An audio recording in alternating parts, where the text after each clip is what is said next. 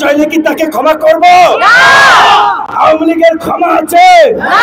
কাজী যারা নতুন ফ্যাসিস্ট হয়ে উঠতে চায়, দুর্বৃত্ত হয়ে উঠতে চায়, ওদেরকে উপযুক্ত শিক্ষা দেওয়া ছাড়া কোনো ক্ষমা নাই।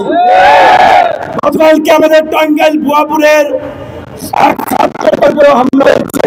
দেশের বিভিন্ন স্থানে আমাদের নেতা কর্মীরা লুটপাটের বিরুদ্ধে অনেক জায়গায় তাদেরকেও বাধা দেওয়া হচ্ছে। গতকাল গাজীপুরের শিবপুরে গণ অধিকারের অফিসও নাকি কুপিয়েছে।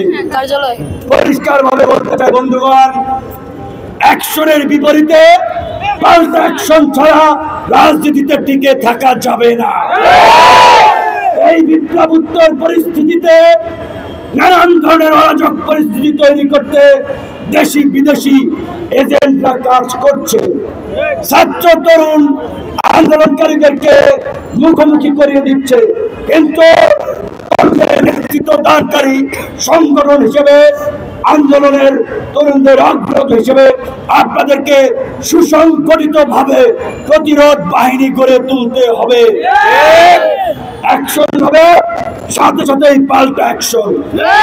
আমি ক্ষুব্ধ হয়েছি, গতকাল করে হামলা করার পরে এই শহীদ মিনার থেকে পার পেল কিভাবে? আপনাদের উচিত ছিল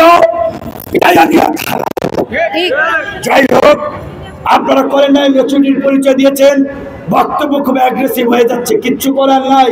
ভদ্রতাকে এইখানে অনেকে দুর্বলতা ভাবে, কাজেই বেশি ভদ্র হওয়ার দরকার নাই।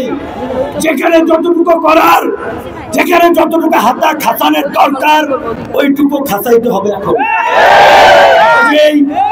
সরকার এবং আইন শৃঙ্খলা বাহিনী প্রশাসনকে আমাদের পরিষ্কার বার্তা, আপনারা সিদ্ধান্ত নিতে হবে 24 ঘন্টার মধ্যে এই চিহ্নিত দুর্বৃত্তদেরকে গ্রেপ্তার করে আইনের আওতায় নিয়ে আসবেন, অথবা ওরা যদি ওই হসপিটালে আপনার ক্যান্টিনের বাণিজ্য করার জন্য ওইখানে থেকে নাটক করে মাটির নিচে পালায়, আমাদের নেতা কর্মীরা খুঁজে এনে এই শহীদ মিনারের উপযুক্ত বিচারের মুখোমুখি।